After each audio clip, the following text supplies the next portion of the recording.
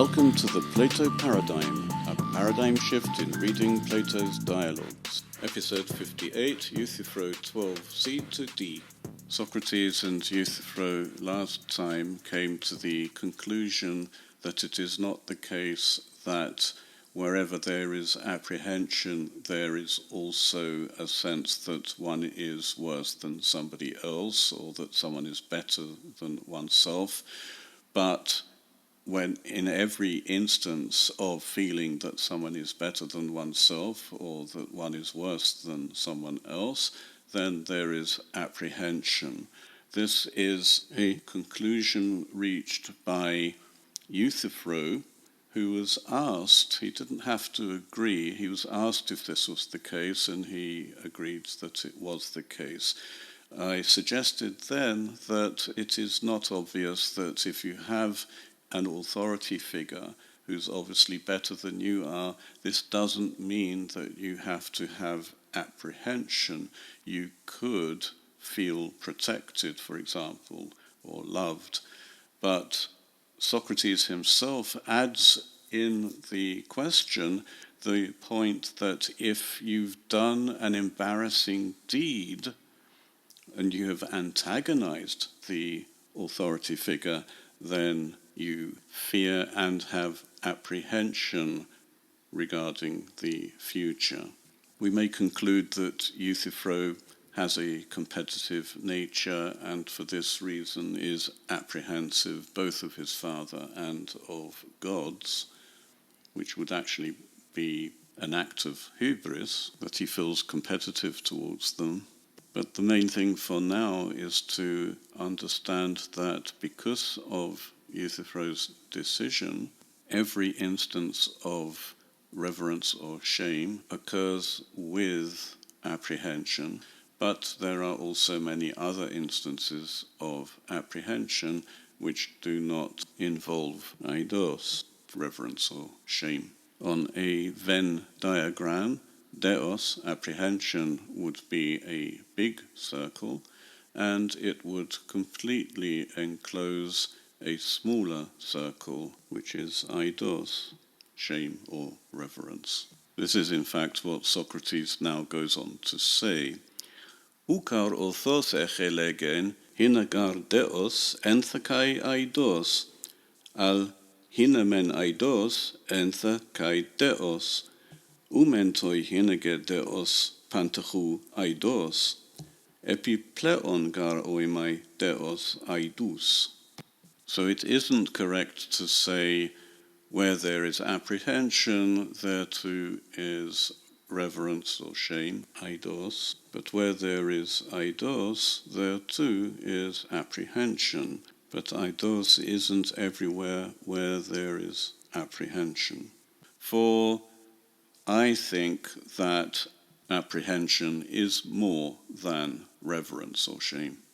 Socrates then brings another example, which couldn't possibly be otherwise than this, and it makes us realize that the apprehension and reverence example didn't have to be this way. This is Euthyphro's choice, that eidos is always accompanied by apprehension. Morion gar eidos deus, hosper arithmou periton. Hoste uch hina per arithmos enthecai periton, hina de periton enthecai arithmos. Hepigar pununge, panuge.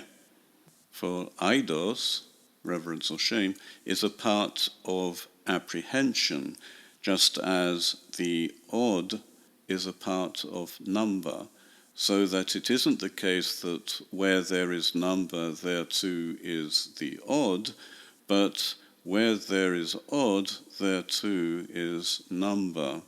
Do you follow now? Yes, indeed. Euthyphro is back to his favourite response. Panuge, yes, indeed. If we did a Venn diagram of this instance, number would be a circle, and there would be a diameter dissecting the circle. One half would be odd, and the other half would be even. Therefore, odd isn't everywhere where there is number, but number is everywhere where there is odd, and number is also where there is even. As a Venn diagram, this is slightly different from the case of apprehension and eidos, but the principle is the same. A and B are not coextensive. Wherever there is A, there is B, but it is not the case that wherever there is B, there is A. Sometimes there is A, but not always.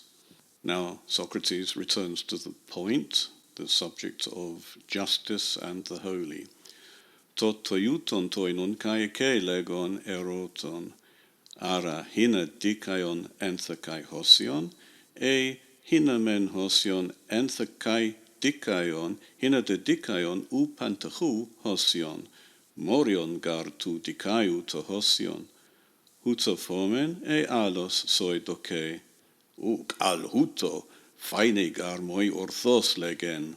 Some such thing I meant there as well when I asked, is it the case that where there is justice, there too is the holy? Or, wherever the holy is, there also is justice, but not everywhere where there is justice, there is holy. For the holy is part of the just. Does it seem to you that we should say thus or otherwise? No, thus, for you seem to me to be talking correctly. If this were a Venn diagram, the just is the big circle and the holy would be a circle within that. So this is more like the example of apprehension and eidos. We should remember that this isn't what Plato says. It's not even what Socrates says in the dialogue. He asked Euthyphro a question, and it was Euthyphro who decided that eidos was part of apprehension and that the holy is part of justice. To say that one term is part of another term would be more fitting with odd and even as parts of number. But when it comes to eidos, or the holy, they are not really parts of apprehension or justice. Not necessarily, at least. They simply occur at the same time. It was Socrates who introduced the notion of part. I'm not going to blame Euthyphro for that. For now, let's just carry on following the argument as Socrates develops it. Actually, is it an argument, or is he simply asking Euthyphro questions? I think we can see by now that Euthyphro doesn't have much of an idea himself, and when Socrates asks him something, he almost expects Euthyphro to agree. This doesn't mean that Euthyphro should agree. Hora de to metatuto, egar meros to hosion tu dikaiu, de hemas hos eoiken exiuren to poion meros an tu dikaiu to hosion. See then the after this. In other words, now let's see what comes after this. For if the holy is part of the just, we should, it seems, find out what part of the just the holy is. This, I suggest, is at least one of the reasons why Socrates introduced the notion of part, because now Euthyphro has to consider the connection between the holy and the just. Socrates and Euthyphro have already treated justice as if it's something which the gods can't decide about, and Socrates used this in his refutation of the holy as God loved. But now treating the holy as part of justice should oblige Euthyphro to consider the holy as just in some way. Euthyphro doesn't immediately jump in with a suggestion, so Socrates carries on. Emen un su me erotas titon nunde, hoion Poion meros estin arithmuto artion, kai tis ontun chane hutos ho arithmos, epon an, hoti hos an me scalenos al isosceles, eudokeisoi, emoige. Well then, if you were asking me something about the things just now, such as what part of number is the even, and what does this number happen to be, I would say that it is not that which is unequal, but which is equal-legged. Doesn't it seem to you? Yes, indeed it seems to me. You may well ask, since when does a number have legs? Well, Socrates is obviously using the analogy of triangles, and there are triangles with all sides unequal, and there are triangles where at least two sides are equal, and the two sides going up and joining at the top are like legs, so that those are the equal-legged triangles, which we call isosceles in English. And the other type of triangle with the unequal length is the scalene. Do these triangles explain odd and even? I would suggest that they don't. It would have been easier to say that a number is even if it may be divided by 2, resulting into integers. For example, 6 may be divided by 2 into 3 and 3. An uneven number, for example 7, when divided by 2, results in 3.5 and 3.5, and these are not integers. I suggest that Euthyphro agrees with this because he has no idea what Socrates is talking about. He doesn't want to appear stupid. There is still some value to Socrates' answer here. Number is being treated as a genus, and Socrates has divided that genus into the two possible species of that genus when we're talking about the ability to divide by 2.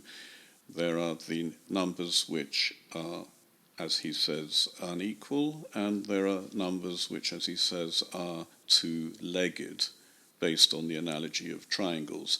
The point is that the two parts of number are actually number, which is the genus, and a specifying difference, differentia in Latin, diaphora in Greek. The genus and diaphora together make one eidos, a species. The two species here are, according to Socrates, unequal number and equal-legged number. There are no other possible species. It will be interesting next time to see what species of justice there are, assuming that the holy is one of those species.